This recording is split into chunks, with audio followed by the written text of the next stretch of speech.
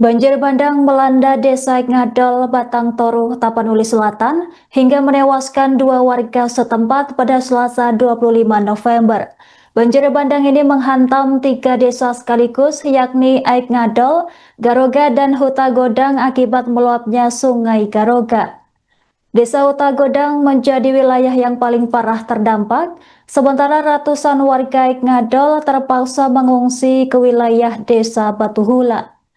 Jalan penghubung di desa tersebut lumpuh total, tertutup lumpur dan material banjir, bahkan ratusan rumah warga rusak parah dan tidak bisa dihuni sementara. Adapun proses evakuasi korban yang meninggal dunia terlihat dramatis dengan warga menandu jasad menggunakan kain dan kayu.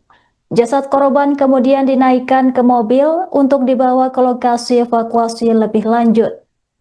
Korban pertama diperkirakan berusia paruh baya dengan bagian kaki memutih akibat kedinginan saat diterjang banjir. Hanya berselang beberapa menit kemudian, warga menemukan korban kedua yang juga tewas dalam bencana ini. Warga mengaku kesulitan mengevakuasi korban lantaran kondisi arus dan lumpur yang semakin tebal. Jalan lintas penghubung Tapanuli Selatan dan Tapanuli Tengah kini lumpuh total akibat banjir dan endapan lumpur. Petugas dan warga setempat berupaya menyelamatkan warga yang masih terjebak di dalam rumah atau kebun mereka. Pemerintah daerah mengimbau masyarakat tetap waspada terhadap potensi banjir susulan.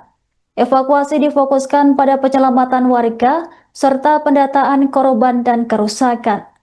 Meski demikian, tidak menutup kemungkinan jumlah korban jiwa bertambah seiring proses pencarian dan evakuasi yang masih berlangsung.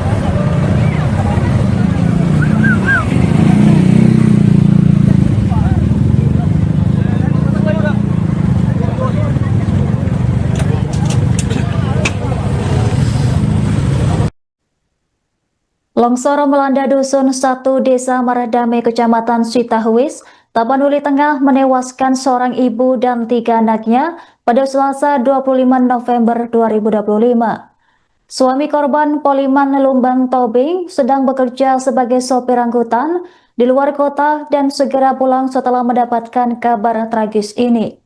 Kabar duka itu membuat Poliman buru-buru kembali ke dalam rumah di Desa Maradame. Namun saat tiba di rumah yang ia temukan bukan lagi tempat tinggalnya, melainkan jenazah istri dan ketiga anaknya yang telah disemayamkan oleh kerabat dan warga sekitar. Adapun keempat korban terdiri dari Dewi Huta Barat, 33 tahun, dan 3 anaknya yang masih di bawah umur. Kepala Desa Maradame, Master Gulto, mengatakan longsor dipicu hujan deras sejak dini hari. Ia bersama anaknya curiga melihat rumah korban tertutup dan adanya bekas longsoran tanah di bagian belakang.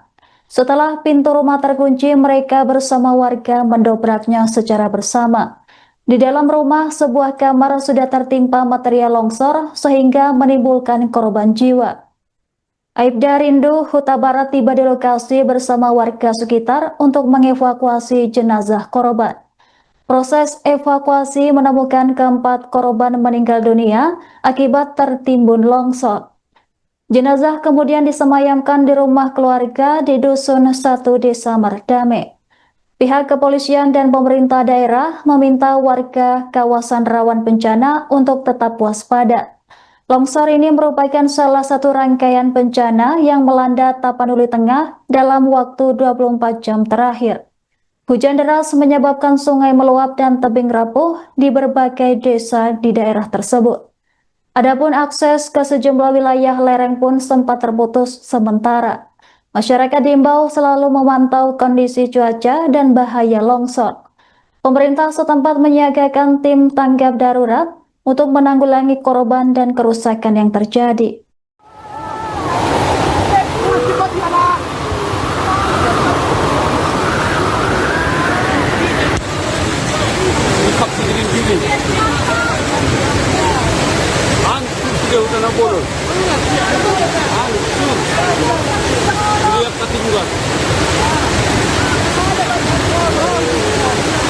Selamat kamu Deden. Selamat kamu Deden. Dia di Tanjung. Sudah taruh pengungsian.